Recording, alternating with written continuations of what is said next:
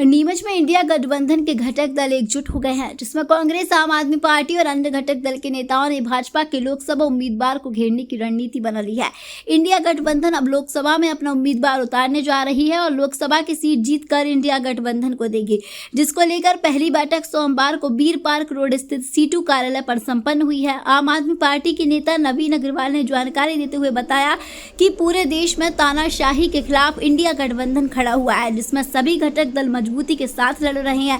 भाजपा चुनाव लड़ती है और वह अकेली ही लड़नी है। भाजपा एनडीए गठबंधन के तहत लड़ती है, उसी तर्ज पर इंडिया गठबंधन बना है। इसके पीछे हमारी मंशा साफ है कि वर्तमान में जिन परिस्थितियों में संस्थाओं का दुरुपयोग किया जा रहा है, हम लोग एनडीए के मंसूबों को सफल नहीं होने देंगे। इस बार भारत के साथ मंदसौर नीमच संसदीय क्षेत्र में भी इंडिया गठबंधन के घटक दल पूरी ताकत के साथ लोकसभा चुनाव लड़ेंगे और जीतकर लोकसभा सीट इंडिया गठबंधन को दी जाएगी। प्रधानमंत्री मोदी के राज में बेरोजगारी, महंगाई चरम सीमा तक पहुंच गई है, महिलाएं सुरक्षित नहीं है, 2 सीएम को जेल भेजा जा रहा है। ऐसे कई मुद्दों को लेकर इंडिया गठबंधन पूरे देश में चुनाव लड़ रही है।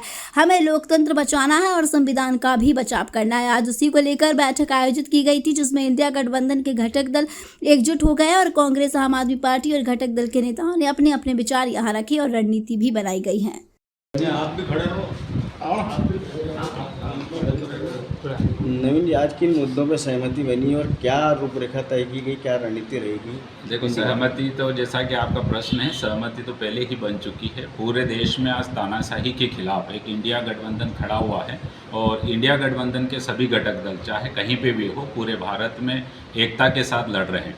बड़ी विचित्र चीज़ होती है कि भाजपा जब चुनाव लड़ती है तो ये कहती है कि भाजपा में हम अकेले लड़ रहे हैं और जहाँ 2 सीटें होती हैं वहाँ पे भी भाजपा का राज बताया जाता है, जबकि सभी सर्वविदित हैं कि भाजपा भी एनडीए गठबंधन के तहत लड़ रही हैं और एनडीए गठबंधन उन्होंने बना रखा है, उसी तर्ज पर इंडिया गठबंधन बना है। लेकिन हमारी मंशा इंडिया गठबंधन की बिल्कुल साफ है कि आज वर्तमान में जिन परिस्थितियों में ईडी हो, चाहे सीबीआई हो, इनकम टैक्स हो, इन संस्थाओं का दुरुपयोग किया जा रहा है और देश के संविधान को, कल हमने बाबा साहब का संविधान दिवस मनाया है और उनके जन्मतिथि पे संकल्प भी लिया है कि हम लोग जो संविधान ख़त्म करने का और लोकतंत्र ख़त्म करने का जो एनडीए का चल रहा है उसको हम सफल नहीं होने देंगे। और इस बार पूरे भारत के साथ ही नीमच और मंदसौर जिले की जो हमारी लोकसभा सीट है, मंदसौर संसदीय क्षेत्र की, इंडिया गठबंधन के सभी घटक दल बिल्कुल पूरी ताकत से लड़ेंगे और मोदी जी की जो खामियां हैं वो बिल्कुल हम लोग उजागर कर रहे हैं। और मोदी जी ने जिस प्रकार से देश को पिछले 10 सालों में गर्त में पहुंचा दिया वो सबके सामने है। महंगाई चरम पे है, बेरोजगारी चरम पे है, महिलाओं की सुरक्षा नहीं हो रही है, सिर्फ धर्म और धर्म के नाम पर राजनीति की जा रही है और विपक्षी दलों के 2 सीएम को आप जेल में डाल देते हो बिना सबूत के।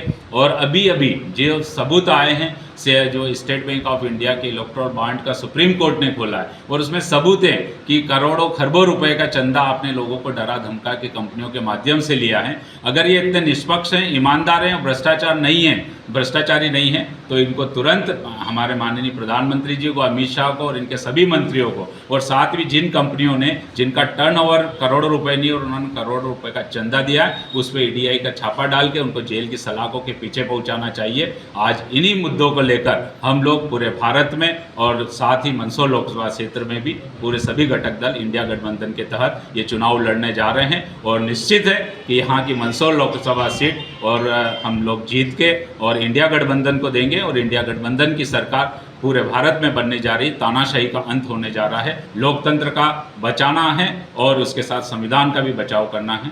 यही मेरी इस उपलक्ष्य में आज इंडिया गठबंधन की मीटिंग में मैंने भी अपने विचार व्यक्त किए हैं और सभी हम लोग लड़के इस सीट को निकालेंगे। आप हमेशा कर्मचारियों के हितों के लिए लड़ते रहे हैं, किस तरह से सरकार की विफलताएं सामने आई हैं और किन मुद्दों को लेकर आज आपकी रणनीति में बातचीत हुई है और क्या कर्मचारियों के हित के लिए आप लड़ेंगे? देखो, मोदी सरकार अपने देश के विकास में, कर्मचारियों में, किसानों में और सभी जगह फ्लॉप हो चुकी है, फेल हो चुकी है। केवल और केवल धर्म के नाम पर ये लोगों को बरगला के वोट लेना चाहते हैं।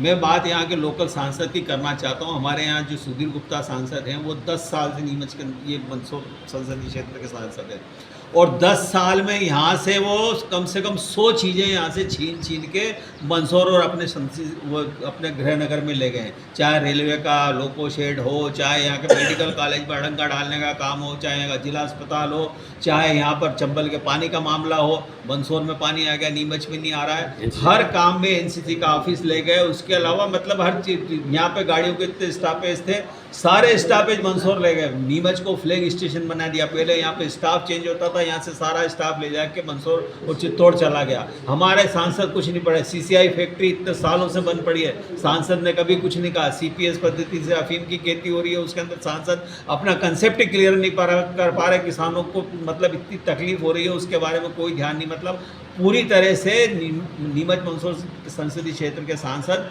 श्री सुधीर गुप्ता जी पूरी तरह फ्लॉप हैं और हम इंडिया गठबंधन के लोग इन सांसद को हराने के लिए पूरी तरह कृत संकल्प हैं और सब साथ हैं।